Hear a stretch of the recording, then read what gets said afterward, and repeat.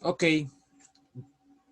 continuando con las clases, vamos a continuar en este caso con lo que habíamos sugerido en la clase pasada, y era cuáles son las variables que eventualmente sirven para describir lo que sería la velocidad de una reacción desde el punto de vista cinético. Ok, si la reacción se produce homogéneamente, esto es en una sola fase, la velocidad es proporcional al volumen de la fase, es decir, B. Si la reacción es ocurrida sobre una superficie activa, entonces la velocidad es proporcional al área superficial activa. De esta forma, generalmente la velocidad de reacción es la suma de las velocidades de la reacción homogénea más la velocidad que ocurre sobre la superficie. Entonces, podemos acá expresar la relación entre la derivada total del avance de la reacción respecto a la derivada total del tiempo como la sumatoria de lo que sería el volumen por una función, que en este caso está dependiente de la temperatura, presión, de la concentración inicial y de las concentraciones en los tiempos determinados, más el área por una función que vendría dada por la temperatura, presión, concentración inicial y las concentraciones en el tiempo.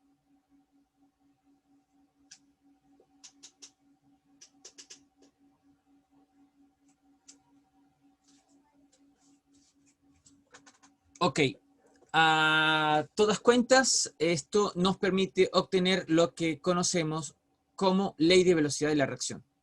Fíjense, aquí cada una de estas funciones es distinta, pues pertenece a sistemas distintos.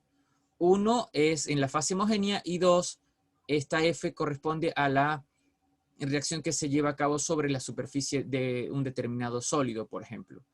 Entonces, esas funciones que tienen que ser determinadas son en definitiva la base de los datos experimentales. Es decir, para poder conocer cuál sería la ley de velocidad, es imprescindible obtener datos confiables que nos permitan obtener información importante sobre el curso de la reacción. ¿Ok? Ahora bien, desde el punto de vista un poco más elaborado del esquema, tenemos que en el caso de las reacciones químicas llevadas a cabo en una fase homogénea, pues la reacción química estrictamente homogénea, en este caso la velocidad no se ve afectada por rellenar el recipiente, por ejemplo. Es importante saber si la reacción está influenciada por las paredes del recipiente, el recipiente de vidrio, rellenar en este caso con fibra de vidrio, con balas o muchos tubitos de vidrios, y de esta manera se aumenta el área expuesta y cualquier efecto sobre la velocidad de reacción se nota cuando yo hago estas, cuando tomo en cuenta estas formas de llevar a cabo la reacción. Por otro lado, desde el punto de vista heterogéneo, es decir, tengo más de una fase, entonces la reacción se lleva a cabo en el interior del recipiente y generalmente el hecho de que tenga una fase distinta implica la presencia de una especie que en este caso puede ser un catalizador. En este apartado nos abocaremos a la cinética de las reacciones homogéneas, básicamente. No vamos a hablar sobre, aún no vamos a hablar sobre las reacciones en fases distintas, que sería la presencia de un catalizador, por ejemplo. Entonces, al separar el volumen, fíjense, el volumen en este caso, pues me queda la relación entre el avance de reacción respecto al volumen, que es una especie de concentración, y eso queda como función de la temperatura, la presión, la concentración inicial y la concentración en un tiempo determinado. Ok, retomando la ecuación que habíamos expresado en la clase anterior y dividiendo por el volumen, obtenemos esta ecuación.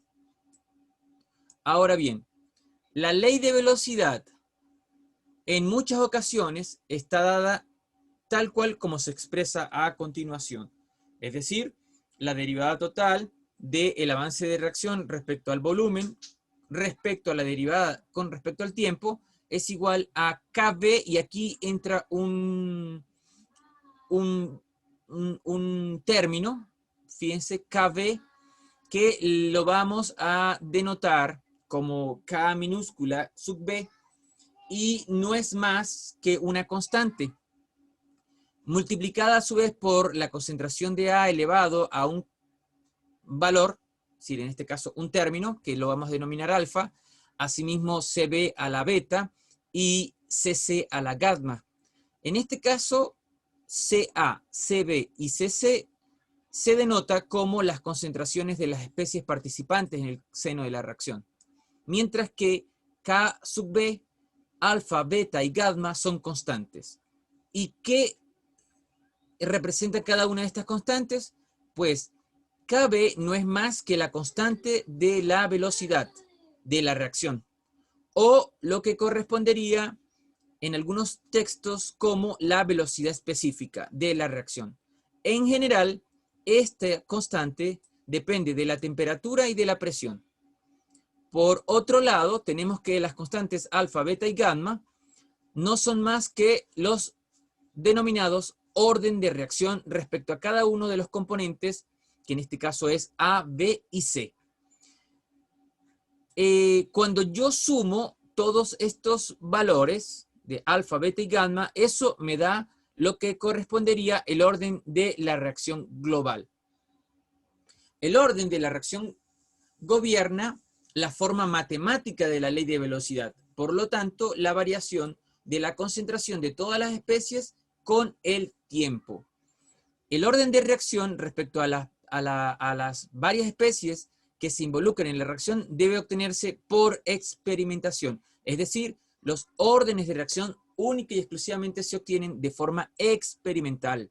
No se obtienen haciendo química computacional ni nada por el estilo. Se hacen o se obtienen a partir de las experiencias realizadas bajo ciertas condiciones en el laboratorio.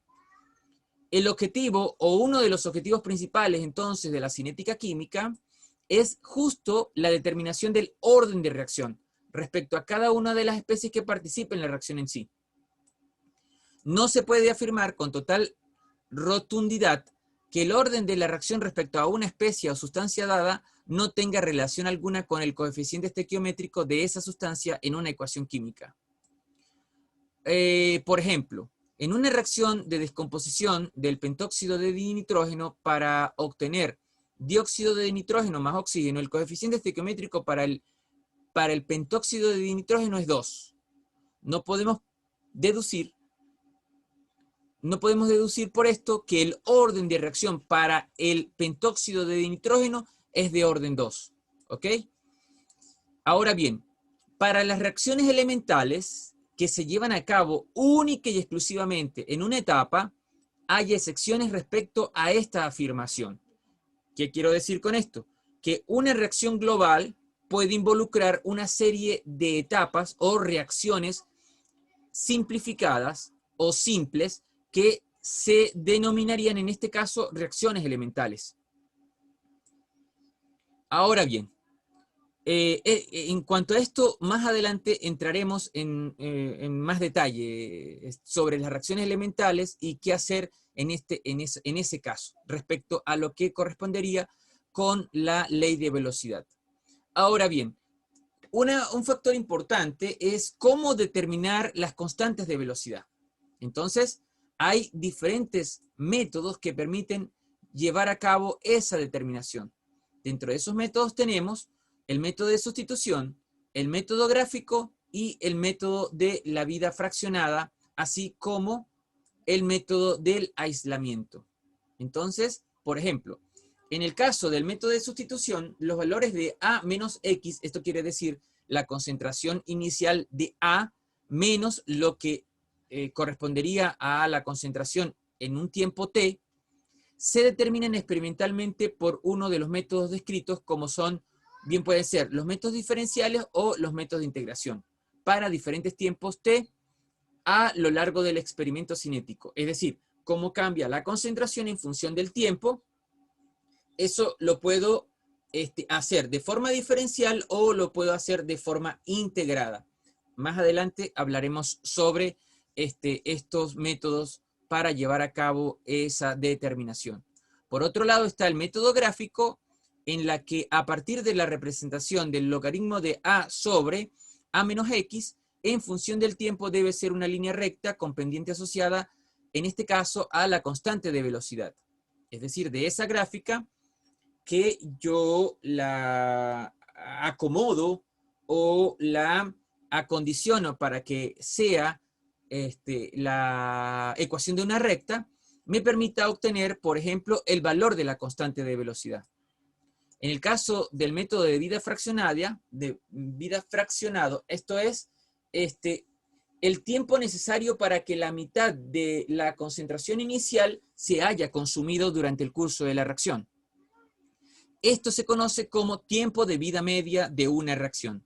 Por otro lado está el método de aislamiento, el cual se emplea para determinar el orden con respecto a cada uno de los reactivos, controlando entonces las condiciones de reacción de modo de que solo uno de los reactivos cambie con el tiempo, mientras que los otros permanecen prácticamente constantes para cada conjunto de experimentos. Los métodos experimentales para determinar la velocidad de una reacción, como lo habíamos dicho al inicio, permiten básicamente llevar a cabo medidas de concentración en función del tiempo a temperaturas bien definidas. Dentro de esos métodos tenemos los métodos químicos y los métodos físicos. Dentro de los métodos físicos, de hecho son los más convenientes que los químicos, pues nos permiten llevar a cabo mediciones indirectas de variables que están relacionadas con el cambio en la concentración de las especies dentro de la reacción química. Entonces, por ejemplo, tenemos medidas de presión cuando las reacciones, por ejemplo, son reacciones gaseosas. Métodos dilatométricos cuando hay cambios de volumen. Métodos ópticos, en este caso podemos utilizar polarimetría, índice de refracción, colorimetría y espectrometría. Dentro de los métodos eléctricos, que están también dentro de los físicos, tenemos lo que serían medidas conductimétricas, medidas potenciométricas y medidas por polarografía. Ahora bien, yo puedo tener reacciones en la que básicamente el orden de reacción vendría siendo igual a 1. Es decir, que en este caso puedo estar hablando de reacciones de primer orden. Una reacción de este tipo generalmente está caracterizada, por ejemplo, por una descomposición simple. A como único reactivo y se ha decidido balancear la ecuación con el coeficiente de A igual a la unidad. ¿Sí? Entonces, suponiendo que la reacción es de primer orden respecto a A y la velocidad no depende de la concentración de ningún producto, entonces la ley de velocidad para este caso sería la derivada del avance de reacción respecto al volumen, respecto a la derivada total al tiempo, y es igual a K sub B por C, donde C corresponde a la concentración de A. Después de realizar estas asumiciones, ¿sí? Que se asume que el número de moles es igual al número de moles iniciales más lo que se haya convertido, y dividir esto entre el volumen, obtenemos básicamente las concentraciones y lo que estábamos buscando, que es cómo es el avance de la reacción. Luego, diferenciando respecto al tiempo, pues justamente tenemos esta ecuación que es la ecuación diferencial para una reacción de primer orden. Si esta ecuación diferencial ahora la integramos, pues básicamente obtenemos esta ecuación que vendría siendo, desde el punto de vista logarítmico, que pueden resolver la ecuación fácilmente aplicando la matemática adecuada, y a su vez, esa ecuación viene dada por, de forma exponencial como C igual a C sub 0 por E a la menos K sub B por T. Y es la ecuación de primer orden. Ahora bien, después de medir C como una función del tiempo, podemos probar si la reacción es de primer orden respecto a A, graficando el logaritmo neperiano de C sobre C sub 0 en función del tiempo. Si esta gráfica nos da una línea recta de pendiente negativa, entonces, que sería algo como esto que tenemos representado acá, el logaritmo neperiano de C respecto a C sub 0 en función de T, nos debe dar una línea recta, y esa línea recta tiene una pendiente que es negativa, y a su vez la pendiente es exactamente igual a menos K sub B, que vendría siendo un método, que en este caso es el método gráfico para la determinación de las constantes de velocidad. Y asumiendo que todos esos puntos están dentro de una recta cuyo coeficiente de regresión lineal es igual prácticamente a la unidad, pues corroboramos que la reacción efectivamente es de primer orden, y además podemos determinar el valor de la constante de velocidad. Ahora bien, esta misma reacción, ¿verdad? La misma reacción de primer orden, yo puedo también usar parte de esta información para hacer determinaciones que estarían relacionadas con lo que corresponde al tiempo de vida media. Es decir, en este caso, el tiempo sería tau y la concentración sería un medio de la concentración inicial. Hacer las sustituciones correspondientes, tenemos que tau medios, es decir, el tiempo de vida media, para una reacción de primer orden, vendría dado por el logaritmo neperiano de 2 respecto a la constante de velocidad, y O igual a 0,693 dividido o partido sobre K sub B.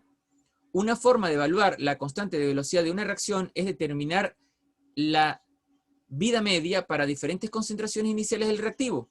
La vida media solo es independiente de la concentración inicial de las reacciones en el caso de primer orden. Dejamos hasta acá esta clase y continuamos en breve.